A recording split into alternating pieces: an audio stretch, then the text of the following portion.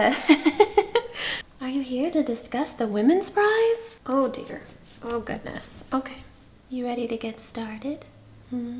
Hello, Bookworm. Women's Prize season is officially here. The first ever long list for nonfiction was recently announced. It is 16 fascinating works of nonfiction written by women. I have selected 2 books from the list that I'm going to explore. The first is the audiobook of Eve, How the Female Body Drove 200 Million Years of Human Evolution by Cat Bohannon. And then I'm planning to read Sophia Sinclair's memoir, How to Save Babylon. But for me, the big fish is that long list for fiction, which will be announced on March 5th. In the meantime, I want to share with you my top favorites and most memorable reads from all of the Women's Prize long lists in years past. If you're new to the prize, this will give you a sense of the caliber of the literature you can expect from the Women's Prize. I've read select titles from the long list going all the way back to the first year of the prize in 1996. In addition to that, I read and reviewed the full long list in 2017 and 2018 on my previous BookTube channel. And I nearly read the full long list in 2023, which I'm tempted to say is the best long list the Women's Prize has put forward yet. Before we get started, I want to share with you a little fun fact about the Women's Prize that I picked up in this biography of Angela Carter by Edmund Gordon.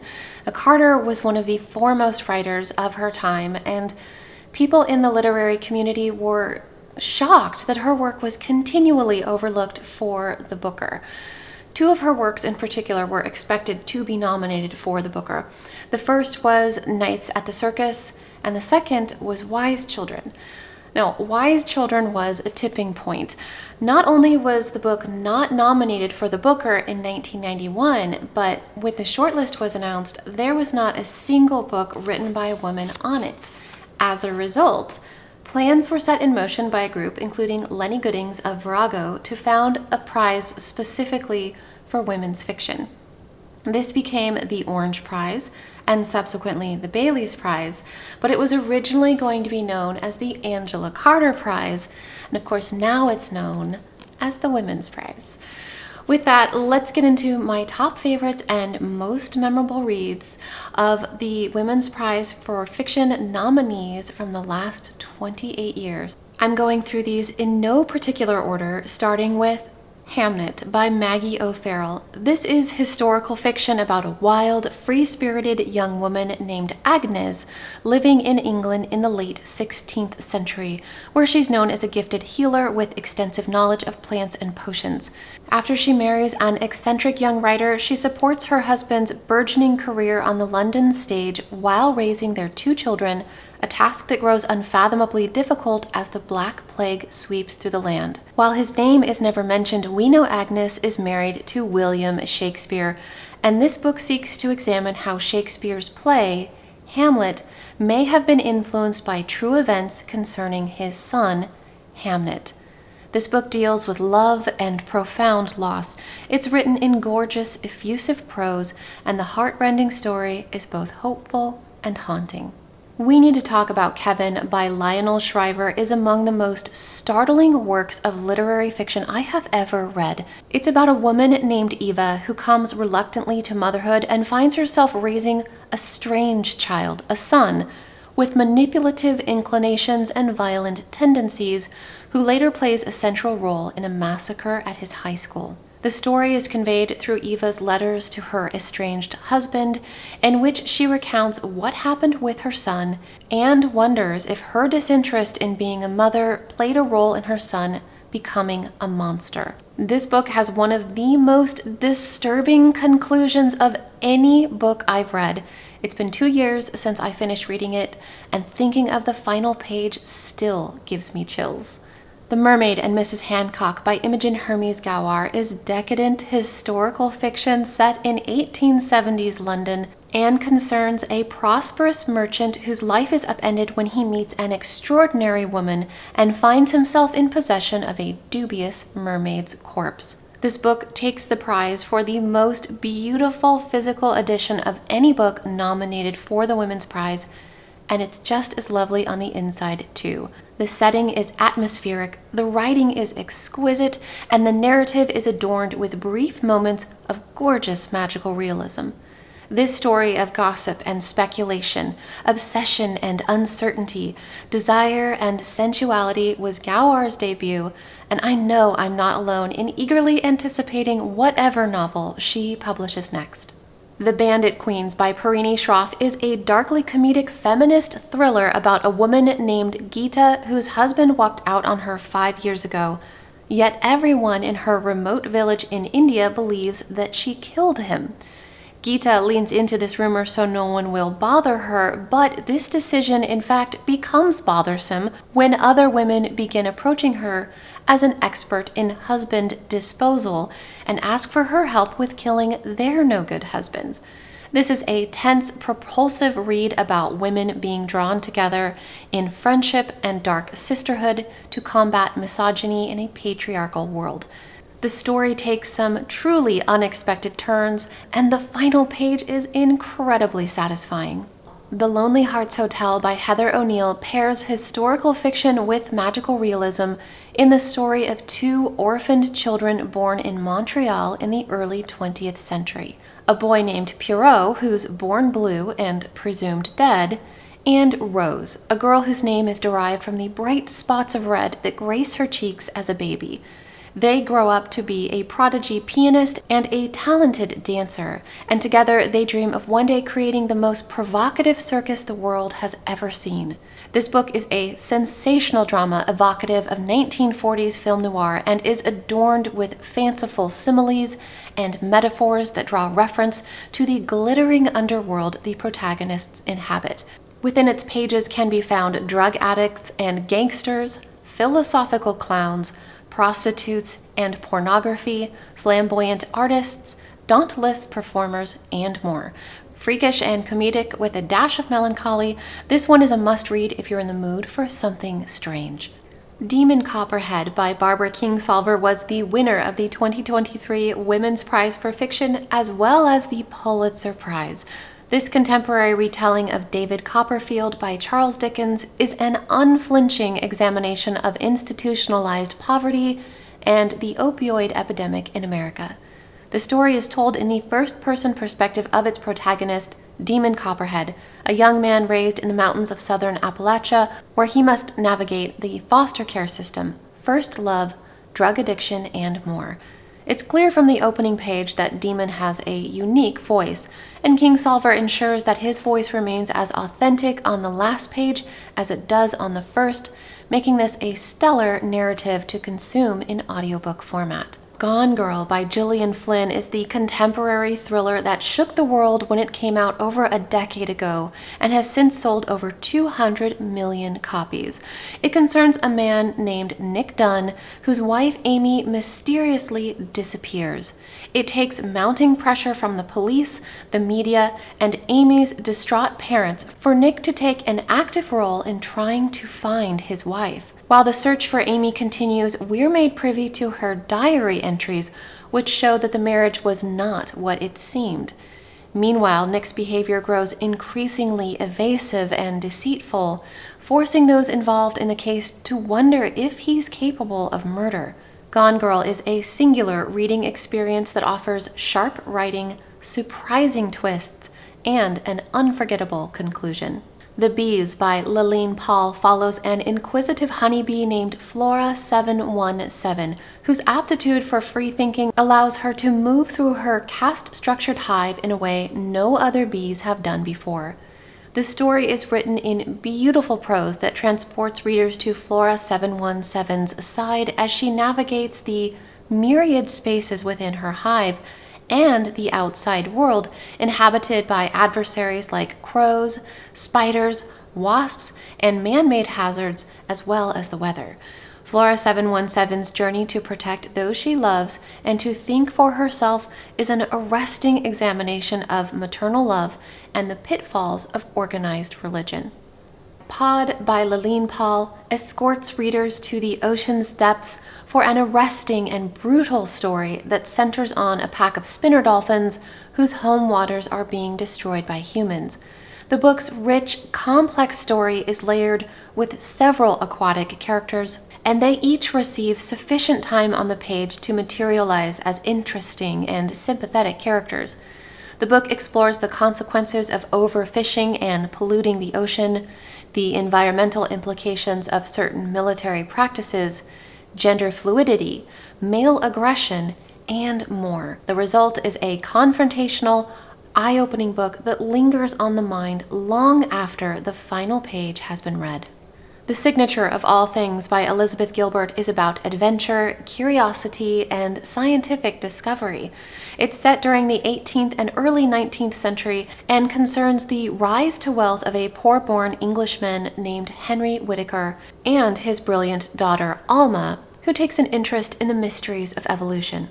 Alma's inquisitive mind is at the heart of this story, which gives an intimate portrayal of her journey towards self-discovery, as well as her fascination with observing the natural world's beauty and intricacies.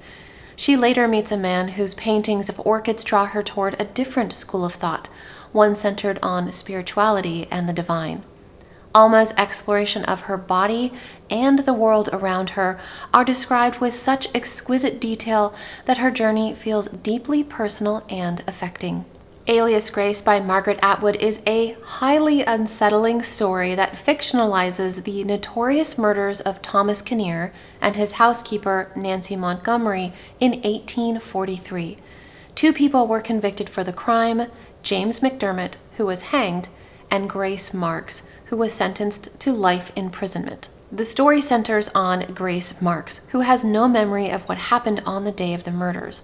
Some people believe she's guilty, others think she's innocent, and some say she's evil or even insane. A doctor who specializes in mental illness takes an interest in Grace and spends time with her, trying to unearth the truth about the murders. This tightly woven, mysterious tale of hardship, violence, and uncertainty leaves a lasting impression. It's a slow burn, yet with every page, I marveled at Atwood's ability to take the sliver of history we know about Grace Marks and transform it into this phenomenal book.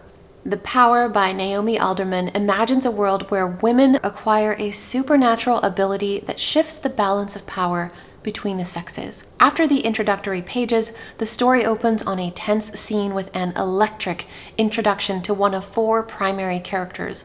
This scene is at the threshold of the change, when women acquire power, an event that's later referred to as the Day of the Girls. It's fascinating to read how women gaining this power shifts social norms throughout the world, forcing men to live in fear of women, just as women in the real world live in fear of men. And it's also startling to read some of the graphic and unsettling aspects of this book, only to realize that such things are being inflicted on girls and women in the real world. This work of speculative fiction prompts readers to mull over questions about biology and gender. It's also a story within a story, and the way the external story exemplifies the book's themes is shocking. Stone Blind by Natalie Haynes is a Greek myth retelling which centers on young Medusa growing up among her immortal Gorgon sisters and Perseus on his quest to fetch the head of a Gorgon. The story also jumps occasionally to other characters from Greek mythology whose voices, along with their sharp ponderances and comedic wit, are brought to life magnificently in the audiobook read by the author. While many people are familiar with the story of Perseus triumphantly battling the monstrous snake-haired Medusa, this book offers a broader understanding of the story by painting a sympathetic portrait of Medusa and scrutinizing whether Perseus truly was a hero. In short, this is a nuanced retelling of Greek mythology that asks, who decides what is a monster? The Sport of Kings by C.E. Morgan. This multi-generational literary saga was my pick to win the 2017 Women's Prize, and while it was not the winner, it was the finalist, recipient, or winner of several other book prizes, and multiple publications named it the best book of the year. The story is set in America and centers on two families whose lives are intertwined by a mutual interest in breeding the next thoroughbred superhorse. One of the families is white and wealthy, with ancestors who are among the founders of Kentucky. The other family is black and are descendants of the people the white family enslaved. Woven throughout the book are short stories about the protagonist's ancestors, some of which made me audibly gasp. Staggering parallels are drawn between horse racing and slavery, and a close read of this richly woven story about racism and lineage reveals that the inbred horses are not the only ones whose family trees overlap. Rusho by Shirley Barrett blends fact and fiction in the story of 19-year-old Mary Davidson, who comes of age in 1908 amid one of the harshest whaling seasons in the history of New South Wales. In the wake of her mother's death, Mary must help raise her 5 brothers and assist her father's boisterous whaling crew. This task grows more challenging when a handsome Methodist preacher with a mysterious past arrives and begs to join her father's crew. This well-balanced story is divided evenly between Mary's interest in the enigmatic preacher and tales of her father's crew of fishermen who worked in tandem with killer whales to snag their catch. Rusho was penned in the modern age, but it reads like a classic. At times, it's perilous and barbaric, and at others, it's charming and surprisingly funny. Ultimately, it's an impassioned seaborne homage to family and first love. And finally, Room by Emma Donoghue is a heart-wrenching literary thriller about a woman who begins devising a plan for escape after she's been held captive in a room for 7 years, as told from the perspective of her 5-year-old son, Jack. Room is a singular study in crafting character voice. Jack's young imagination shapes his worldview. His unique voice conveys his surroundings and daily life, and it alludes to his mother's emotional and physical struggles in descriptions that are limited by a 5-year-old's understanding of the situation, but are fully comprehended by a mature reader. The result is a nuanced story of resilience, courage, and the bond between a parent and child. Donoghue masterfully employs the use of capitalized letters for a specific purpose in this book. Pay close attention to how she uses them in the book's final sentence, and you'll bear witness to one of the most memorable closing lines I have ever read. Now that we've talked about women's writing, I want to take a moment to talk about some women whose BookTube channels you need to check out. First, I have 3 women whose recommendations on their channel made my February reading extraordinary. The first is Denise La Rosa of La Rosa Reads, who brings humor and charisma to every single one of her videos. Second is Bree of Locked Booktition, whose bookish hot takes are insightful and honest. And the third is Krishana Davis, who is a writer of speculative fiction, a reader, and she works at a Black-owned agency, so her channel covers writing as well as books, specifically books by Black and Asian authors. I also encourage you to check out Priscilla at Evening Reader. She is an American living in Amsterdam. Not only does she talk about books, but she also shares her life abroad, and I am confident that her charm and her easy laugh will win you over in minutes. Finally, go subscribe to Kim's channel at Middle of the Book March. Kim uploads content with admirable regularity, and she's decided to focus her 2024 reading on books from small publishers, so she'll be talking about books few booktubers are mentioning. Getting back to the Women's Prize, did this video feature any of your favorite nominees, and were you compelled to add any to your TBR? If yes, please let me know which ones, and I'd also love to know if there are any books you hope to see nominated for the 2024 Fiction Longlist. Your code word for the comments will be winner, because I cannot wait to see which books will be the winner of the 2024 Women's Prize for Fiction and Nonfiction. I'm Hannah Greendale. Thank you so much for joining me today. Happy reading, and I'll see you in the next one.